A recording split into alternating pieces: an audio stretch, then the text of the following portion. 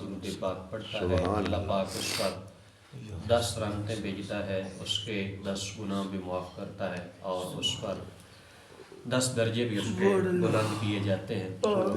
اللہ پاک ہمیں درود پاک پڑھنے کی توفیق عطا فرمائے، اور اس میں فائدہ ہی فائدہ ہے کہ ہمارے گناہ بھی معاف ہوتے ہیں، ہمارے درجے بھی بلند ہوتے ہیں، ہم پر رحمتیں بھی ہوتی ہیں، اور اللہ پاک کی رحمت کا اگر ایک قطرہ ہی ہم کو مل جائے تو یقین مانیں ہماری آنے والی نسلوں کو بھی بڑھائے۔ تو ہمیں چاہیے کہ ہم درود پاک پڑھا کریں۔ ماہ رجب المرجب گزر گیا، ماہ شعبان المعظم ہمارے پاس تشریف لے آیا۔ ہم نے ان 2 مہینوں میں کیا کیا، کتنی اللہ پاک کی عبادت کی، کتنا رب کو راضی کیا، یہ ہمیں سوچنا چاہیے۔ ماہ رجب المرجب کے بارے میں حضور علیہ السلام نے فرمایا کہ یہ اللہ پاک کا مہینہ ہے، اور جو ماہ شعبان المعظم ہے اس کے بارے میں فرمایا کہ یہ میرا مہینہ ہے۔ تو آپ سوچیں کہ ہم نے اللہ پاک کے جو مہینہ گزرا ماہ رجب المرجب، اس میں ہم نے کیا کیا۔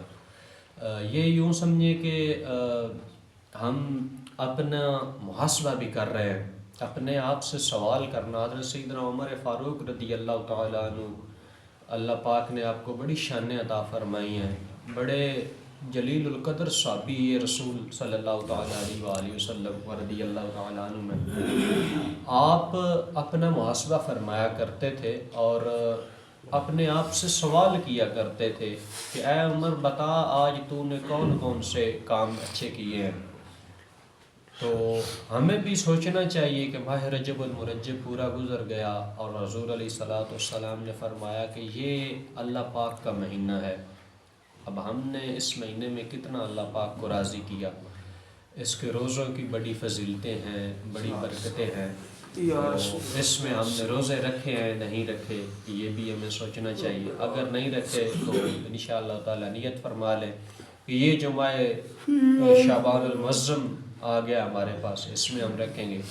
پھر اس کی بڑی جو رات آ رہی ہے 15 شعبان المعظم کی، جس کو ہم شب برات کہتے ہیں، اس کی ہم نے کیا تیاری کی ہے۔ اسی طرح پچھلی جو 27 رجب المرجب کی بڑی رات گزری ہے، جس میں ہمارے اور آپ کے آقا مولا صلی اللہ تعالیٰ علیہ وآلہ وسلم کو معراج کرائی گئی، سبحان اللہ، تو اس کی ہم نے کیا تیاری کی، کتنا ہم نے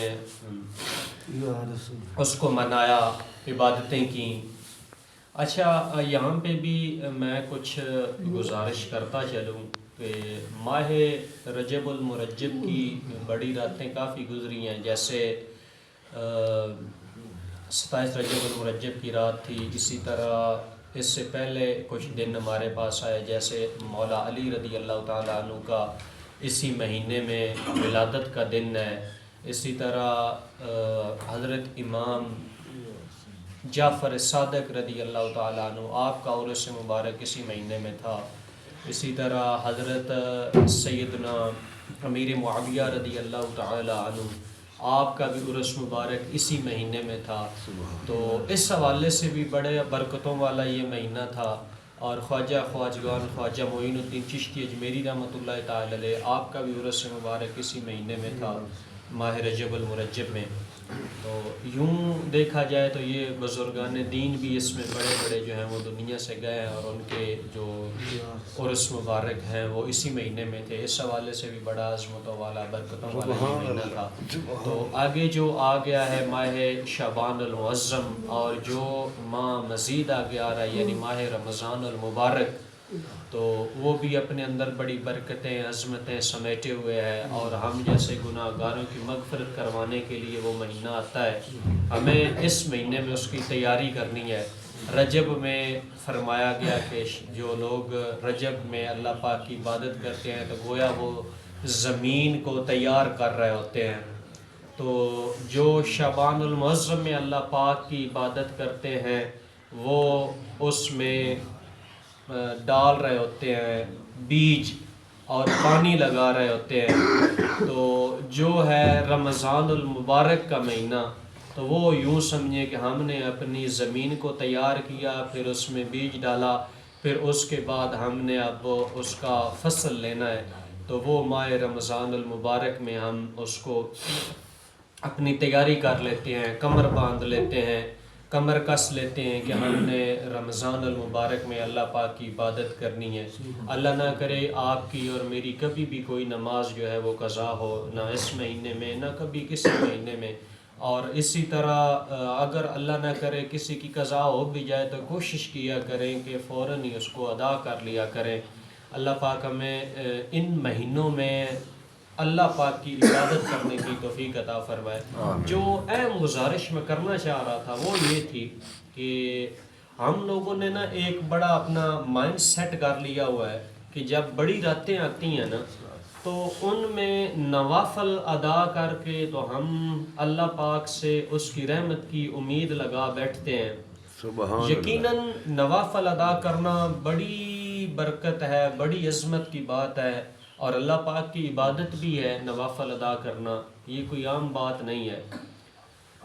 نوافل کے بارے میں آیا ہے کہ جو شخص نفل پڑھنا شروع کر دیتا ہے اور اس میں کثرت کر دیتا ہے اور اتنی کثرت کرتا ہے، پھر اللہ تبارک و تعالی اس کے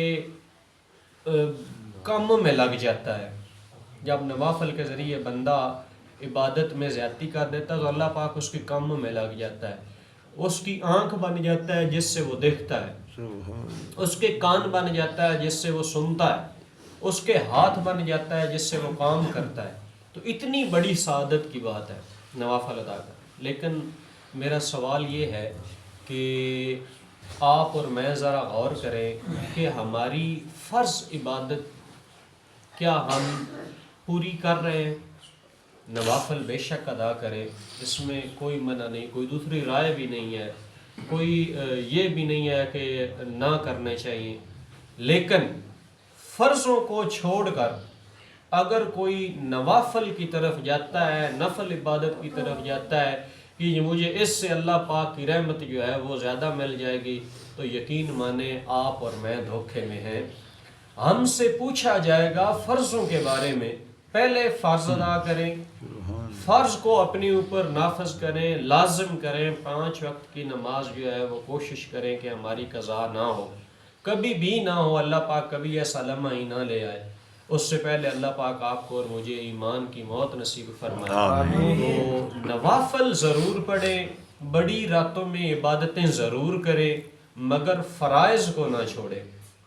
یہ میرا آج کی اہم گزارش تھی، اس کو اپنے اوپر لازم کر لیں۔ جب بھی جہاں کہیں ہوں، آپ ہوں میں ہوں، کوئی آپ کا دوست احباب ہے، اگر وہ اس طرح کرتا ہے کہ فرائض کو چھوڑ کر نوافل کی آپ کو ترجیح دیتا ہے تو پھر آپ اس کو سمجھائیں۔ بعض اوقات اکثر ہو تو ایسا آ جاتا ہے کہ جیسے ہم مولانا حضرات ہیں تو یہ فضائل بھی ہم ہی زیادہ بیان کرتے ہیں، تو ہم کو بھی ہوش کے ناخن لینا چاہیے، عوام کو یہ سمجھانا چاہیے کہ ہم سے فرائض کے بارے میں پوچھا جائے گا، نہ کہ ہم نفلی عبادت کو ہے جو بڑھا چڑھا کر بتایا کریں۔